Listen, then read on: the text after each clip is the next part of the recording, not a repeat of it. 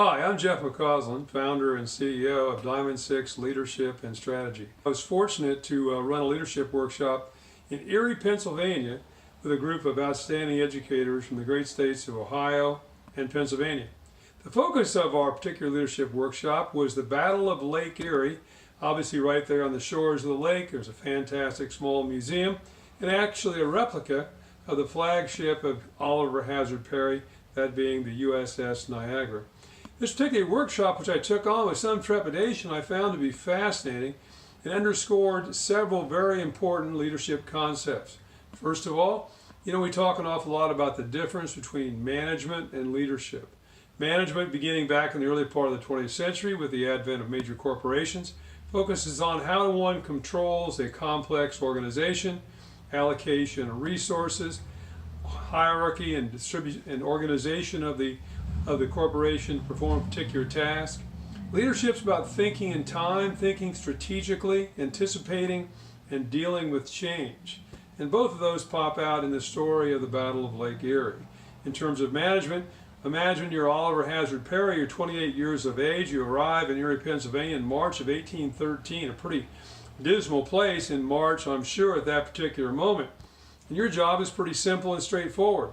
You're to build a fleet of 9 ships, and you're to confront the British and eliminate their presence on Lake Erie, and you're to do that within the next couple of months. Oh, by the way, you don't have anything but a handful of men and obviously the lumber that you can get from the trees you can fall around the area. Everything else, cannons, ammunition, rigging, rope, everything it requires to run a ship and maintain that particular force, you have to obtain from somewhere else.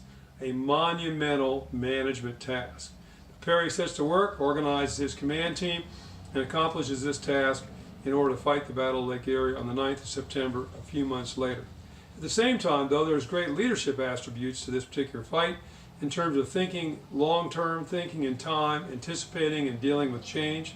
That being, of course, the U.S. strategically trying to take care and control of those particular Great Lakes in order to ensure that the United States could not be threatened from Canada, and to ensure certain parts of the United States in the Northwest, now states like Wisconsin and Michigan, would actually be part of the United States when this particular war was over. Secondly of all, this shows an enormous example of a leader who follows some age-old advice for leadership: adapt, innovate, and overcome. Perry certainly does that in preparing his ships, training his crews, but goes off to battle in September of 1813 with 2 large ships, the brig USS Lawrence and the brig the USS Niagara, and then 7 smaller vessels as part of his particular squadron. As the battle begins, only the Lawrence is engaged by the British, and within the matter of an hour or so, the Lawrence is almost totally destroyed. 60 to 80% of Perry's crew have been killed or wounded. Miraculously, he has not. And as he sees his ship is now destroyed, he quickly grabs a few men, grabs his battle flag, jumps into a longboat under fire, makes his way to the Niagara, takes command of the Niagara, and continues the fight, and very quickly wins a great victory, which ultimately results in the British, for the first time in British history, surrendering an entire fleet.